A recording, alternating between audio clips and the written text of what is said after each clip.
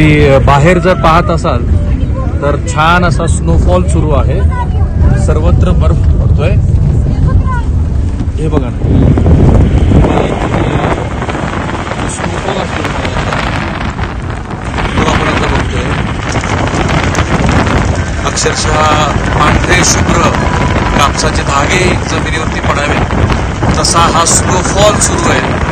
आणि आधीच बर्फ आच्छादित असलेल्या डोंगर रांगावरती आणखी बर्फाचे थर जमा होताना दिसतात। छान असा हा स्नोफॉल आहे। जे वातावरण आहे ना ते एक्स्ट्रीम आहे, ते कधीही बदलतं आणि कधी ऊन असतं, कधी स्वच्छ सूर्यप्रकाश अचानकच जातो आणि आता जसा स्नोफॉल म्हणजे बर्फ पडायला सुरू झालेला आहे तसा बर्फ पडतो।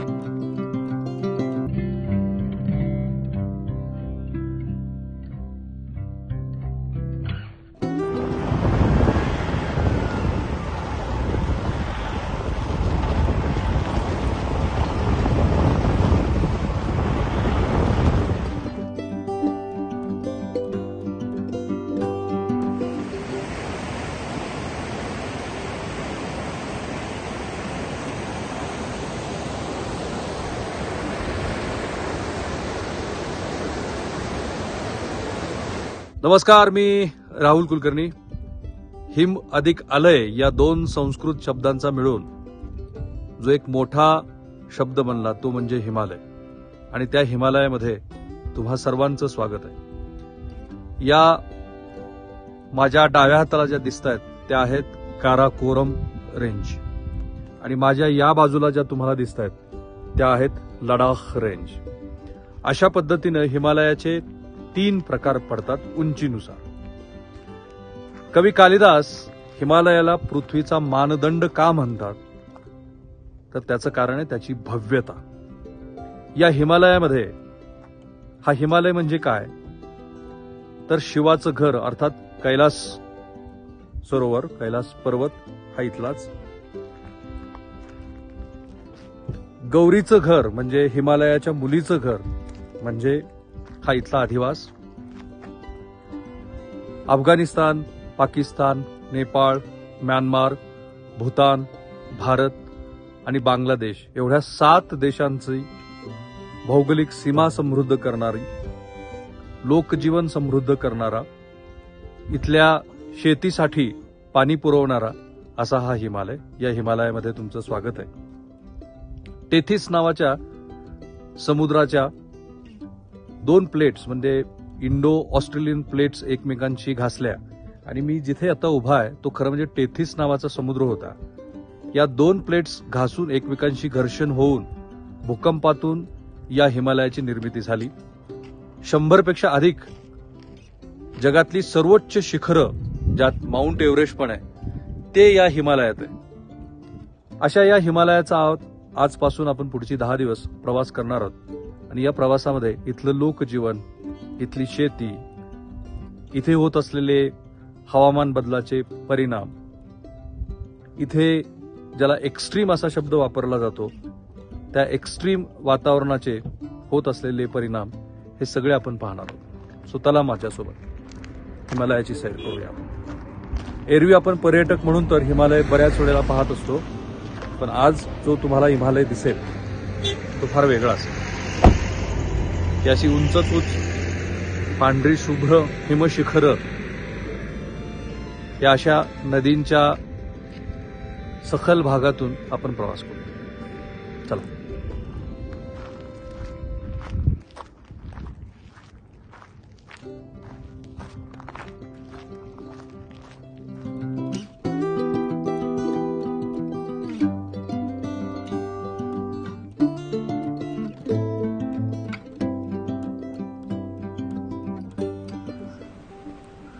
जशी चीनसाठी चीनची संरक्षक भिंत ही जगप्रसिद्ध आहे, तशी माझ्या मागे असलेला हा जो हिमालय आहे ना, हा हिमालय भारतासाठी नैसर्गिक संरक्षणाचं काम करतो। 1999 साली पंतप्रधान वाजपेयी आणि नवाज शरीफ हे आग्र्यामध्ये एकमेकांशी चर्चा करत होते, आणि तेव्हा असं वाटत होतं की ज्याला आपण मॅकमोहन लाईन म्हणतो, म्हणजे माझ्या मागे असलेली जी आहे ना ती मॅकमोहन लाईन आहे। ही मॅकमोहन लाईन ही ब्रिटिश, चीन आणि तेव्हाच्या रशिया या तिघांच्या दरम्यान ती झाली, आणि ती तेव्हा रशियालाही मान्य नव्हती आणि चीनलाही मान्य नव्हती, कारण ब्रिटिश राज्यसत्तेनं ती केलेली मॅकमोहन लाईन होती. आपला देश स्वतंत्र झाल्यानंतर सुद्धा पाकिस्तान आणि भारताच्या दरम्यान ज्या मॅकमोहन लाईनवरून वाद सुरू आहे, तेच कारण होतं की 1999 साली कारगिलमध्ये परवेज मुशर्रफ यांनी एक मोठी आगळीक केली. तेव्हा की जेव्हा आपली सामरिक अशी एक धोरण होतं की आपण हिवाळ्यामध्ये आपले सैनिक, कारण इथे जगातलं हे दुसऱ्या क्रमांकाचं सर्वात थंड असलेलं ठिकाण आहे, उणे 60 डिग्री सेल्सिअस एवढं तापमान इथे असतं, आणि म्हणून आपले सैनिक हे तिथे जातच नव्हते.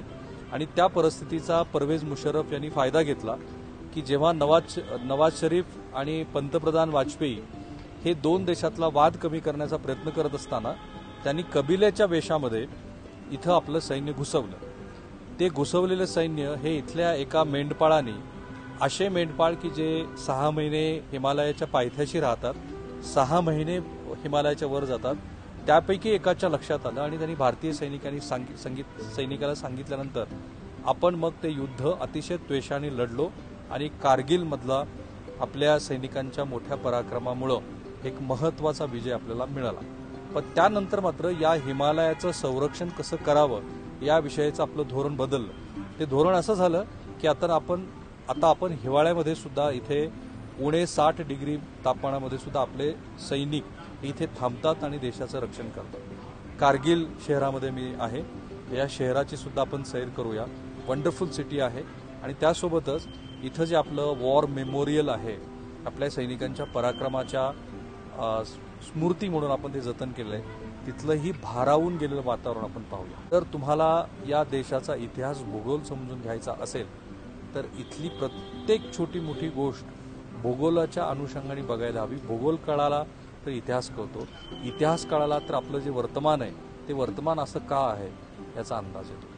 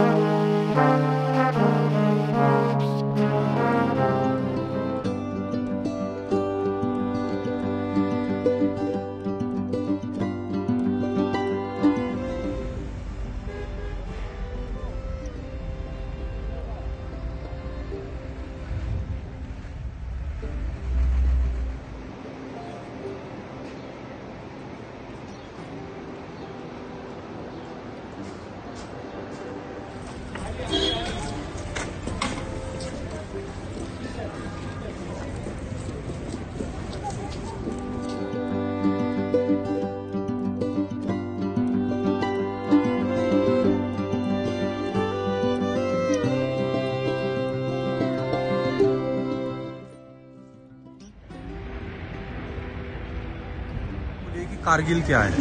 कारगिल एक बहुत कोल्ड प्लेस है और हिंदुस्तान के, और इसमें एब्रोकॉट पाए जाते हैं बहुत सारे समर में, और यहाँ पर टूरिस्ट बहुत आते हैं और टूरिस्ट को बहुत ही एब्रोकॉट बहुत ही पसंद होते हैं, वो बहुत खरीदते हैं. अच्छा, आपका जो स्कूल है वो अमूमन हम लोग तो यहाँ पे तब आते हैं जब हमको छुट्टी होती है, तो अभी हमको छुट्टी है, आपको छुट्टी नहीं है, तो आपको कब छुट्टी लगती है? हमें समर में 10 डेज छुट्टी होती है और विंटर में 3 मंथ्स छुट्टी. 3 मंथ. लेकिन ये तो बहुत ठंड जो है यहाँ की बहुत डिफिकल्ट है. हाउ डू यू सर्वाइव? कुछ लोग जम्मू जाते हैं, कुछ लोग यहाँ पर रहते हैं, और कुछ लोग यहाँ पर रहते हैं और जम्मू भी जाते हैं, समर में भी जाते हैं जम्मू, लेकिन कुछ ज्यादातर गाँवों में रहते हैं. अच्छा, यहाँ पे. और आप कभी हिंदुस्तान के किसी और मुल्क में गई हैं, जैसे दिल्ली गई हैं? यस, दिल्ली गए हैं, हम जम्मू गए हैं, आगरा गए हैं. अच्छा. और कश्मीर भी गए हैं. क्या बात है. और आगरा में आपको क्या अच्छा लगा बेटा? आगरा में हम ताजमहल देखने गए थे और वहाँ पर बहुत गर्मी थी. हम लोग गए थे फरवरी में, वहाँ पर बहुत ही गर्मी थी हमारे पसीना पसीना छूट गया होगा हाँ, आपको। बहुत ही पसीना छूट गया। हाँ, और दिल्ली में आपको क्या लगा? दिल्ली में बहुत पोल्यूशन है ज्यादातर बहुत ही। अच्छा, भारत के दूसरे भाग से जब लोग आते हैं तो क्या आपको लगता है कि उनका जो रहन सहन है, आपसे जो बात करना है, वो उतना ही अच्छा है? हाँ है, अच्छा है, अच्छा है हम लोगों को अच्छा लगता है उन लोगों से बातें करने में। अच्छा, जो लड़कियां हैं वो आगे जाके क्या बनती हैं? आगे जाकर ज्यादातर नर्स बनती है, नर्स फार्मासिस्ट बनते हैं, ओके। डॉक्टर बनते हैं, इंजीनियर बनते हैं और टीचर बनते हैं। ओके, आपकी खेती के बारे में बताइएगा। आपकी खेती में क्या होता है? खेती में हम गाजर उगाते हैं, हम लोग एप्पल होता है? हाँ, एप्पल होता है और कैरेट भी उगाया जाता है और कुकम्बर भी उगाया जाता है और बहुत सारी काली फ्लावर्स भी और बाकी की जो सब्जियां हैं वो भारत हिंदुस्तान के किसी और इलाके से आती हैं? हाँ, आते हैं, हम लोग उगाते हैं। केली तो शायद महाराष्ट्र से ही ज्यादा आती है ना? मुझे बहुत अच्छा लगा, आप इतनी निडर बच्चियां हैं, आगे जाके इस देश का भविष्य बनेंगी आप, है ना? Thank you so much, you are so kind.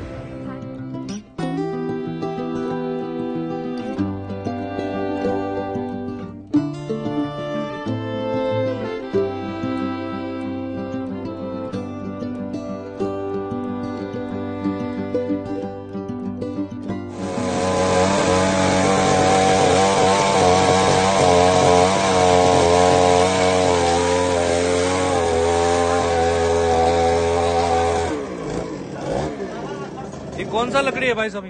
लकड़ी कौन सा है? ये लकड़ी है बादाम का शायद। बादाम का है?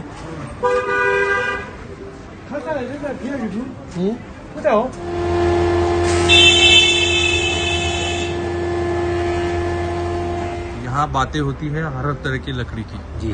तो क्या खासियत होती है इस लकड़ी की और कितने टाइप की लकड़ी होती है? अभी मैंने देखा बादाम का एक जो है लकड़ी उसको काट रहे थे। हाँ जी, अखरोट का लकड़ी भी होता है, मल्चिंग भी होता है, मतलब हर तरह का होता है, खमानी का लकड़ी भी होता है इधर। और फर्नीचर में अमूमन क्या इस्तेमाल करते हैं? हार्डवुड। अच्छा, तो दोनों में क्या फर्क रहता है, जो आमतौर की लकड़ी है और इसकी लकड़ी? क्योंकि यहाँ से हाँ मतलब ये कच्चा लकड़ी होता है ना, हार्डवुड का पक्का लकड़ी होता है। कैसे करना उसको कच्चा से पक्का? नहीं, मान लो कहने का शीशम होता है, पक्का लकड़ी होता है ना। हाँ। ये मान लो होता है कच्चा लकड़ी जो। अभी ये जो है ये कौन सा लकड़ी है? ये कैल है जी। कैल। हाँ जी। और जो फर्नीचर बनता है वो किस में? वो हार्डवुड का होता है। अच्छा, पक्का लकड़ी होता है, जैसे शीशम होता है हमारे टाउन में, ऐसे कीकर होता है इधर। मैंने ये एक ऑब्जर्व किया, बाहर चाहे कितनी भी ठंड हो, घर में आपको ठंड नहीं लगती, क्यों? घर में नहीं लगती ठंड। इसमें कोई लकड़ी का रोल है आपको लगता है? नहीं, लकड़ी का कोई रोल नहीं है। अच्छा, और डिजाइन भी मैंने ऐसे देखे वो मतलब इधर क्यों, मतलब कहने का मतलब इधर प्लाईबोर्ड लगाया होता है, मतलब लकड़ी सारा लकड़ी यूज किया। हाँ वही तो। एक कच्चा ईंट होता है। करेक्ट। हाँ जी, कच्चा ईंट होता है, उसकी वजह से भी सर्दी कम है। पक्का सीमेंट कम यूज करते हैं मतलब।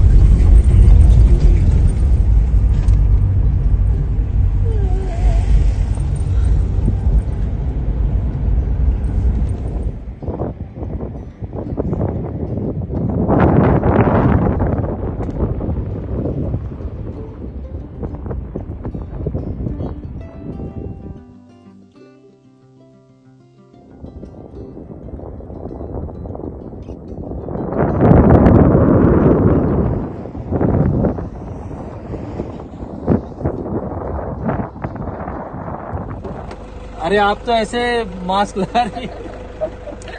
हम लोग महाराष्ट्र से आए हैं। कौन सी क्लास में बेटा? हाँ, ये क्या है? क्या आप मैं ले लूं? मैं लेता हूँ तेरे कैप, इधर दे मुझे कैप। और इसका क्या नाम है? माहिरा। माहिरा। हाँ? क्या बनना चाहती है आपकी बेटी? माहिरा। और ये कौन सी क्लास में? ये नर्सरी में सर। और ये फास्ट में। बाकी बच्चे इधर आ जाओ 2 मिनट में। अरे इधर आओ इधर आओ इधर आओ। क्या बनना आगे जाके? हाँ क्या बनना आगे जाके? पायलट। इसको पायलट बनना है। तुझे क्या बनना है? तुझे क्या बनना है? डॉक्टर बनना है। डॉक्टर बनना है, इसको डॉक्टर बनना। देखो बेटा, ये पायलट बनना चाहता है, ये डॉक्टर बनना। क्या नाम है तेरा? तांगजिंग नोएरा। बेटा इधर आ जाओ। आ गई गाड़ी? आ गई? ये आर्मी स्कूल है? आप कौन सी क्लास में? हाँ सेकेंड क्लास। हाँ सेकेंड क्लास। हमारे प्राइम मिनिस्टर कौन है बेटा, पता है कौन है? आपको पता है प्राइम मिनिस्टर? हाँ इधर आ जाओ इधर आ जाओ। निकालो मास्क थोड़ा अपना। हाँ नरेंद्र मोदी। अच्छा अभी आपको क्या बनना है? एयर होस्टेस बनना है। इसको एयर होस्टेस बनना है, इसको डॉक्टर बनना है, इसको पायलट बनना है। अच्छा इधर आ जाओ। ये जो ठंड है, ठंड कैसे लगती है? ये कितना गलत सवाल है ना। ठंड नहीं लगती ना? नहीं लगती? ब्लेजर पहना तो है। अच्छा इधर आपकी मदर टंग कौन सी है? हाँ राखी। उसका लिखाई है क्या? उसका दिखाई मुझे जरा। राखी की लिखाई, राखी की बुद्धिस्ट राखी दिखाई। अच्छा मुझे ये बताइए कि यहाँ की जो लड़कियां हैं वो निकाल दी, और यहाँ के जो लड़के हैं वो आगे जाके क्या बनना चाहते हैं? हाँ? क्या बनते हैं? क्या बनते हैं? लद्दाखी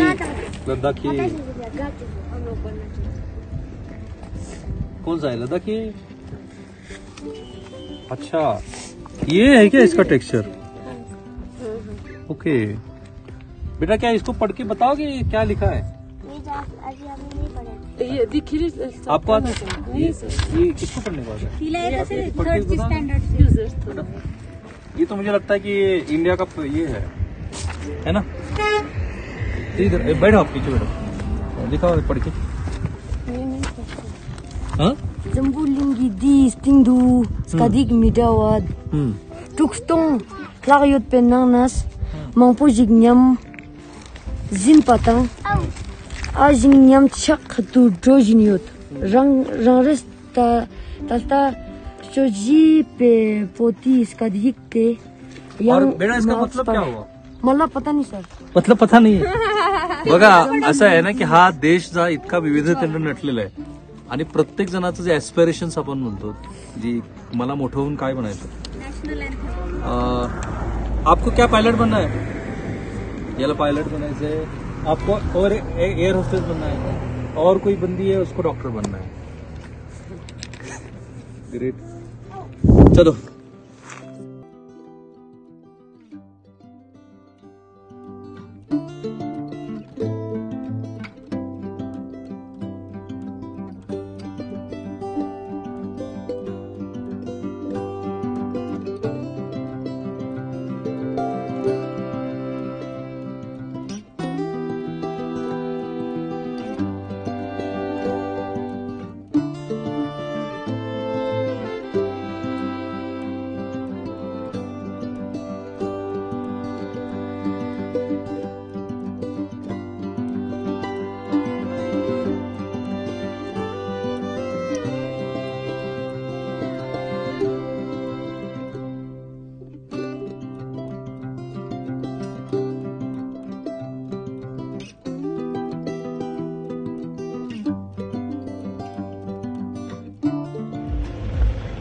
मी आता जिथे उभा आहे तो आहे चांगला पास.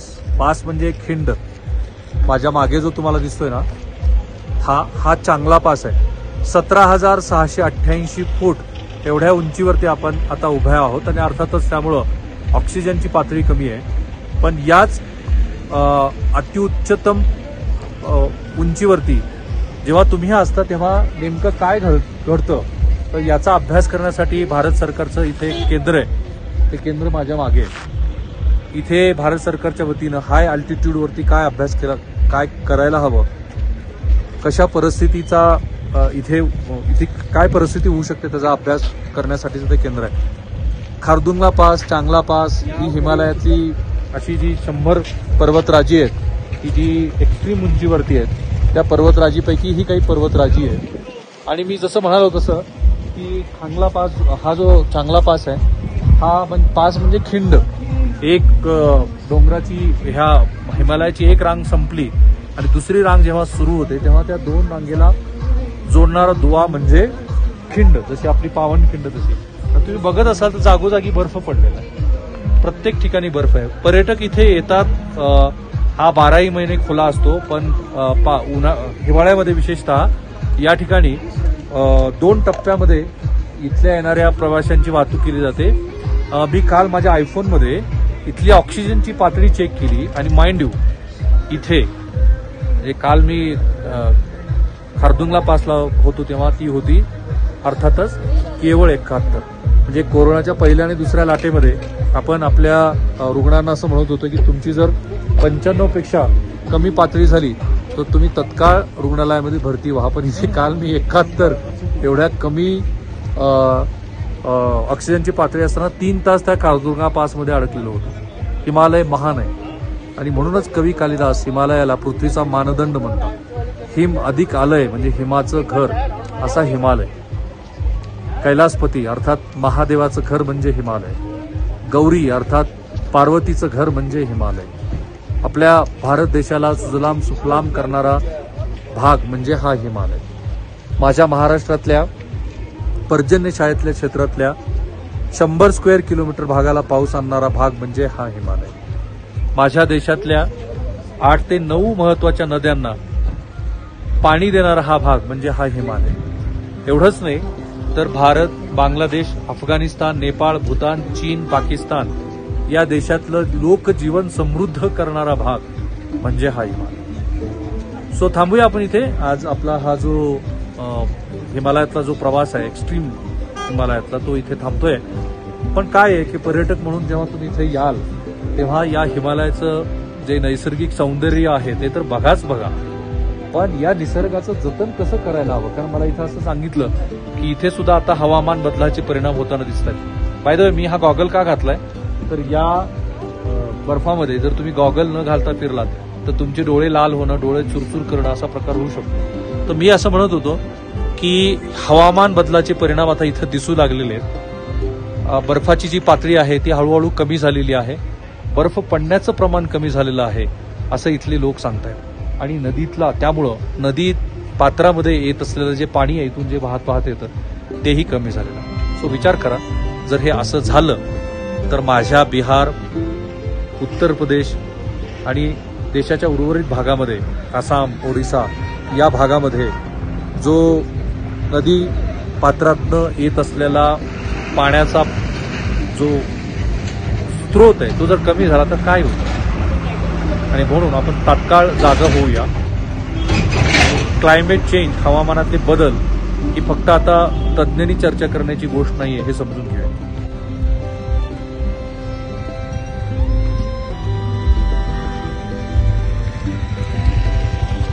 चलो भाई.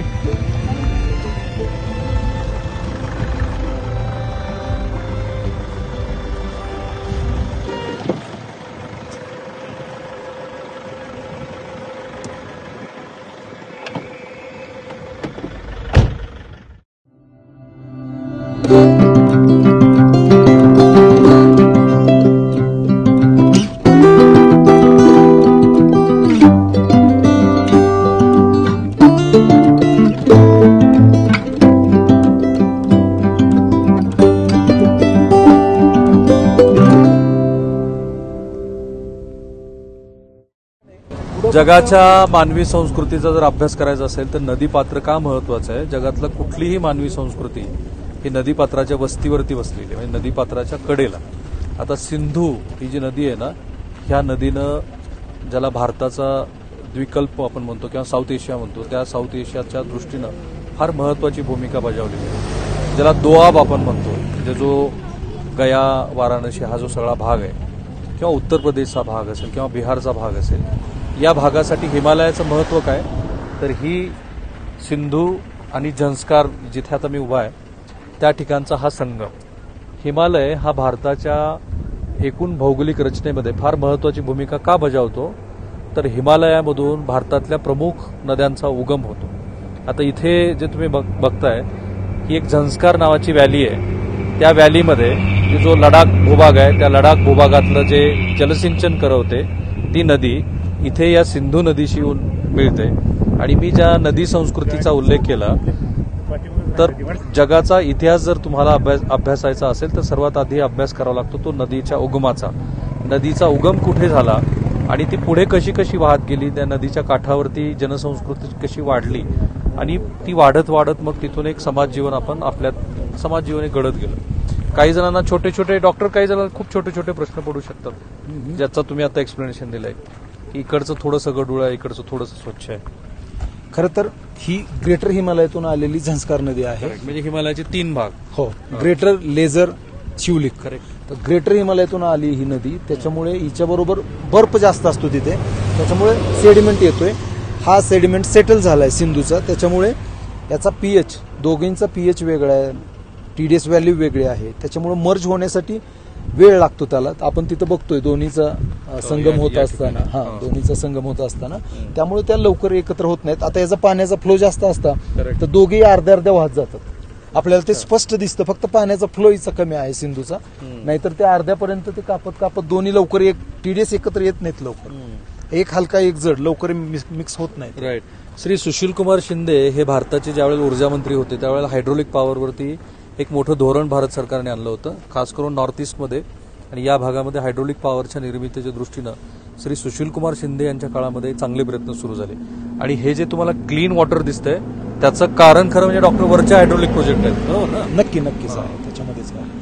आणि एकूणच विजेची पूर्तता आणि मी ज्या नदीच्या संस्कृतीबद्दल बोललो होतो, नदी ही एक संस्कृती आहे मुळात. ऍब्सोल्युटली. आपण नदीकडे बघतोय, सुरुवातीला गेलो उगमास तर हिचा खूप छोटा एक झरा असतो, झऱ्याचं रूपांतर खरं तर ओढ्यामध्ये होतं. आज आपण आपल्या गावात सुद्धा असे छोटे छोटे ओढे असतात, झरे असतात, पाणवटे असतात. हे पाणवटे जपले पाहिजेत. जिथं पाणवट संस्कृती वाढली तिथंच संस्कृती वाढली. खरं तर जिथं पाणवटे तिथंच मानवी वस्ती वाढत गेली. मात्र आज आपण त्या पाणवट्यांना संपवतोय आणि मानवी वस्ती वाढवतोय. याचे परिणाम आपल्याला भोगावे लागतील. अच्छा, झंस्कार नदीचं पुढे काय होतं का? इथे संगम झाल्यानंतर पुढे तिचं काही नवीन नाव का ती सिंधूमध्ये मिसळली की सिंधू म्हणून जाते पुढे? झंस्कार नदी इथपर्यंत खूप मोठी आहे, सिंधू नदीपेक्षा मोठी आहे. मात्र पुढे गेलं की तिचं नाव बदलतं आणि इंडस नाव होतं या सगळ्या नदीचं. ज्याला आपण इंडस व्हॅली म्हणतो. Yes sir. करेक्ट. आणि पुढे वाहत जिथून कारगिल मधून आलो त्या कारगिल मधून पाकिस्तानमध्ये जाते आणि पाकिस्तानमधून हैदराबादचा जो पार्ट आहे त्यांचा, त्या हैदराबाद मधून अरबी समुद्राला वाहते. कुणीतरी म्हणाले की इथं ट्रेकिंग पण करत जातात हिवाळ्यामध्ये. इथं पूर्ण बर्फ साचलेला असतो. जगभरातला खरं तर हा जानेवारी फेब्रुवारी मधला हा चादर ट्रेक म्हणून फेमस आहे. चादर ट्रेक. चादर का तर ती बर्फाची एक चादर टाकल्यासारखी नदीवरती असते आणि हिचं तापमान उणे 30 म्हणजे -30 पर्यंत जातं. त्या जीव घेण्या थंडीत सुद्धा अनेक जण ट्रेकिंगचा प्रयत्न करतात, अनेक फॉरेनर पण असतात. खरं तर पुणेकर, मुंबईकर सुद्धा मोठ्या प्रमाणात इथं अलीकडे ट्रेकिंगला येत असतात. Correct sir, thank you.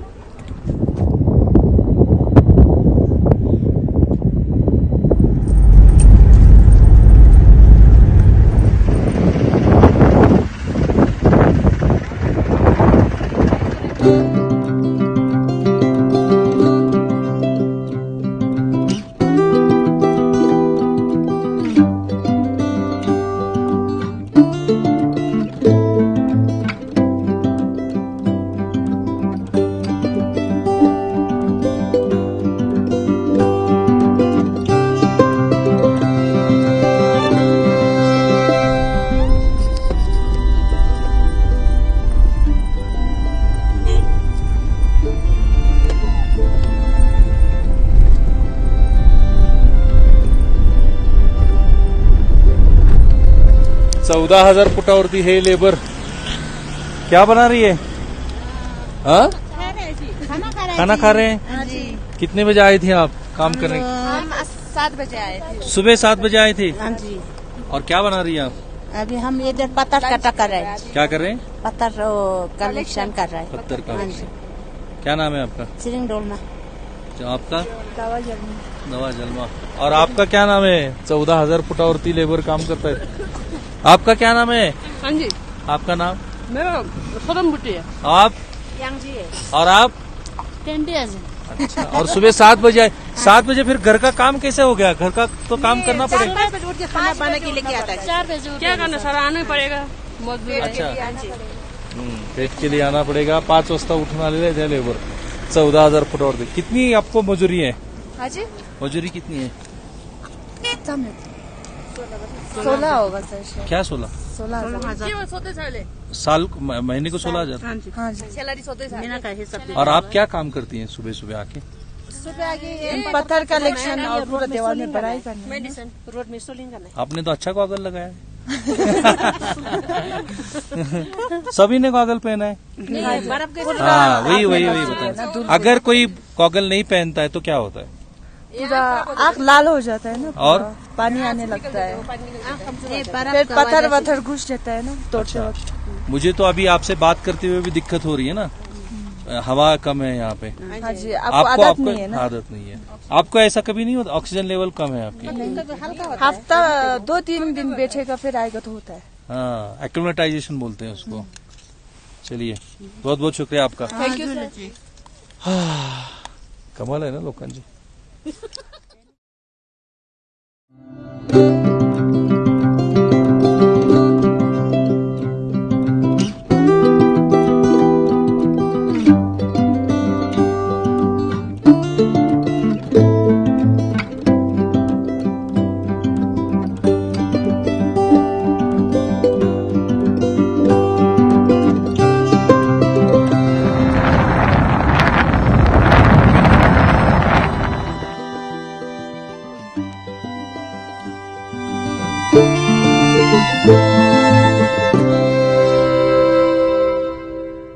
सामरिकदृष्ट्या अतिशय महत्वाचं हिमालयातलं ठिकाण म्हणजे हा पँगॉंग लेक. त्याला पँगोत्से असंही म्हणतात. 5 सरोवराचा मिळून म्हणजे 5 उपसरोवरांचा मिळून बनलेला हा महत्वाचं एक असं सरोवर की जे भारत आणि चीनच्या सीमेवरती आहे. या बाजूला चीन आहे आणि या पँगॉंग लेकचा 50% भूभाग हा चीनकडे आहे, तर 40% भूभाग हा भारताच्या लडाखमध्ये येतो. तर 10% भूभाग हा आता विवादित झालेला आहे आणि म्हणून संरक्षण दृष्ट्या हा भूभाग अतिशय महत्वाचा आहे. साधारणपणे 160 किलोमीटर एवढा अंतर या पँगॉंग लेकचा आहे. 10 किलोमीटर एवढी याची रुंदी आहे आणि हा जो हिमालय आहे हा साधारणपणे इथे आता 14,000 फूट 14,300 फूट एवढा उंच असा आहे. म्हणजे आपण इथं 14,300 फूट उंचीवरती आहोत. हे जे पाणी आहे ना हे खारं पाणी आहे हिमालयातलं. पण असं असून सुद्धा याचा पीएच अधिक असून सुद्धा हिवाळ्यामध्ये हे पाणी पूर्ण गोठतं. इथे बर्फ असतो. अतिशय नितळ असं पाणी आहे आणि हे खारं पाणी असल्यामुळंच इथे कुठलेही जलचर नसतात. काही स्थलांतरित बदकं, काही 3 माशांचे प्रकार आणि गोड्या पाण्यात आढळणाऱ्या अशा गोगलगाई एवढंच इथं या जलचरांचं अस्तित्व. एवढ्या उंचीवरती असल्यामुळं या हिमालयामध्ये इतर कुठलीही महत्वाची झाडी तुम्हाला दिसणार नाही. खुरटी काही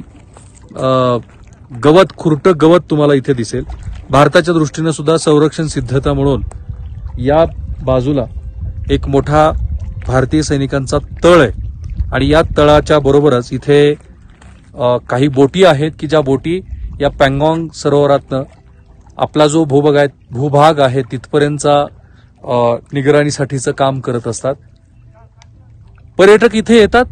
पर्यटकांसाठी हे ठिकाण यासाठी महत्वाचं आहे की 3 इडियट मधला तो शेवटचं जे दृश्य होतं, तो शेवटचा जो शॉट होता, वांगचुंग मांगडूला भेटायला आलेली करीना, तर ते इथं चित्रित झालेलं आहे. इथं आणि दिलसे चित्रपटातले काही दृश्य सुद्धा इथे चित्रित झालेली आहेत. असो, पण सामरिकदृष्ट्या हे महत्वाचं ठिकाण आहे हिमालयातलं. तिथे आता आपण उभा आहोत. एबीपी माझा, उघडा डोळे बघा नीट.